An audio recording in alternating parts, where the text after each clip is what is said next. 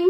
একজনের কথা বলেছিলাম মনে আছে, যার রিউমাটয়েড আর্থ্রাইটিসে পা বেঁকে গিয়েছিল, যার মানে তার কথা আমি বলিনি, একজন সুগারের পেশেন্ট, তার দেখা দেখি মানে তার সুস্থতা দেখে একজন সুগারের ওষুধ খেতে শুরু করলেন আমাদের কাছে, তার কথা বলেছিলাম। তো তারপর তোমরা বলছো ওই কেসটা বলো, আচ্ছা বলছি। ব্যাপারটা যেটা সেটা হচ্ছে ওনার কিন্তু এমনি নর্মালি যে আরএ ফ্যাক্টর অনেক বেশি বা কিছু, সেগুলো আমরা রিপোর্টে দেখতে পাচ্ছি, কিন্তু কেন হচ্ছে সেটা কিন্তু আমাদের দেখতে গেলে একটু ভেতরে ঢুকতে হবে।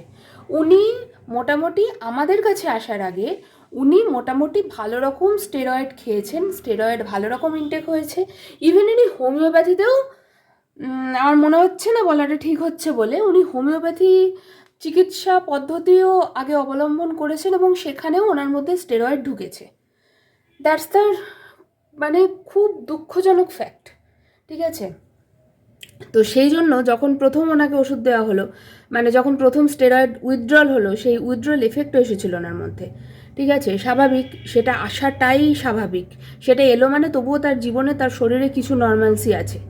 তো ব্যাপারটা যেটা সেটা হচ্ছে, আমার সাথে উনি যখন যোগাযোগ করেছিলেন তখন উনি উঠতে পারতেন না। উনি হাঁটা চলা তো দূরের কথা, উনি উঠতে পারতেন না। তার সাথে আসলে ওনার যেটা কারণ, উনি সাউথ ইন্ডিয়াতেও ঘুরে এসেছেন, অনেক জায়গায় উনি গেছেন ওনার ট্রিটমেন্টের জন্য। স্বাভাবিকভাবে একজন মানুষ সুস্থ হচ্ছেন না, তার বাড়ির লোকও চেষ্টা করবে কীভাবে কত তাড়াতাড়ি কীভাবে তাকে রিলিফ দেওয়া যায়। তো উনি সাউথ ইন্ডিয়াতেও গেছেন আর নয়। ওনার যেটা আসল ঘটনা, ওনার কেন এত সমস্যা, ওনার সমস্যার মূল কারণ হচ্ছে ওনার, আমাদের একটা মহিলাদের মেনোপজের টাইম থাকে, ওনার আর্টিফিশিয়াল মেনোপজ করানো হয়েছিল। সেইটার জন্য ওনার শরীরে, আমাদের যতদিন মেনস্ট্রুয়েশন চলে ততদিন আমাদের শরীরে কিছু হরমোনের প্রোডাকশন হয়। সেই হরমোনগুলো ওনার বয়সের আগে শরীর থেকে উইথড্র করা হয়েছে আর্টিফিশিয়ালি, ঠিক আছে? সেই সাইড এফেক্টে উনি এইভাবে ভুগছেন। কী না নেই, গলায় একটা সমস্যা, পেটের সমস্যা, হাত পায়ের সমস্যা, কোনো মানে কোনো যে জয়েন্টগুলো আমাদের, স্মল জয়েন্ট বলো বিগ জয়েন্ট বলো, সব জায়গায় সমস্যা।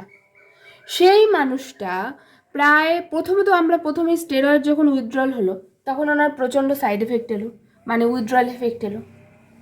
তারপরে উনি ভরসা করেছিলেন, উনি খেয়েছেন ওষুধ। তারপরে কি হলো, উনি যখন সুস্থ হতে শুরু করলেন, প্রায় ওষুধ খাওয়ার মাস দুয়েক পর উনি বুঝলেন যে উনি সুস্থ হচ্ছেন। উনি 2 মাস পর্যন্ত কেন চোখ বন্ধ করে আমার ওষুধ খেয়েছেন ভরসা করে, কারণ উনি জানেন এরপর আর পথ নেই। অলরেডি ওনাকে বলে দিয়েছেন যে ওনার আর কিছু হবে না, ঠিক আছে? তো সেই জন্যই উনি ভরসা করে, ওনার কোনো পথ ছিল না, উনি ওষুধ খেয়েছেন। কিন্তু 2 মাস পর থেকে ওনার ইমপ্রুভমেন্ট শুরু হলো।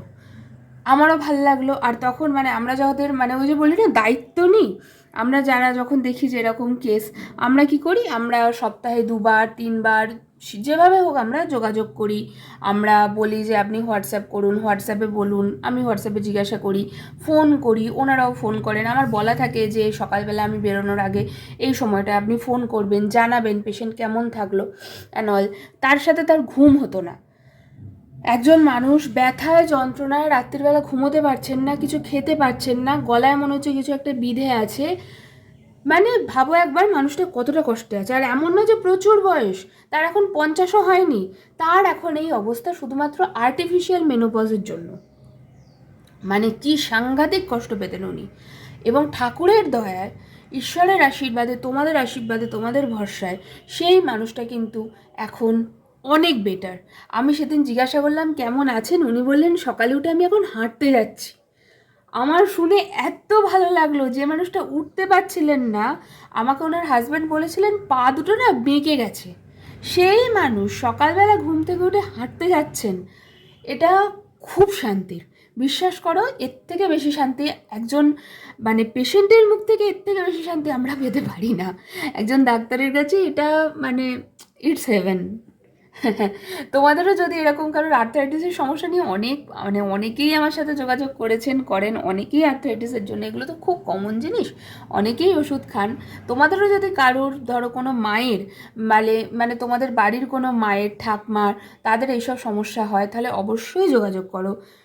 আমি এটুকু বলতে পারি যে সেই মানুষগুলো বেটার থাকবেন, তারা একটা প্রপার লাইফ লিড করতে পারবেন, যে লাইফে ওনারা মানে স্বাভাবিক সংসারের যে মানে আমাদের যে কাজকর্ম, দৈনন্দিন কাজকর্ম, সেগুলো হ্যাম্পার হবে না। এইটুকু আমি কথা দিতে পারি। ঠিক আছে, বাই।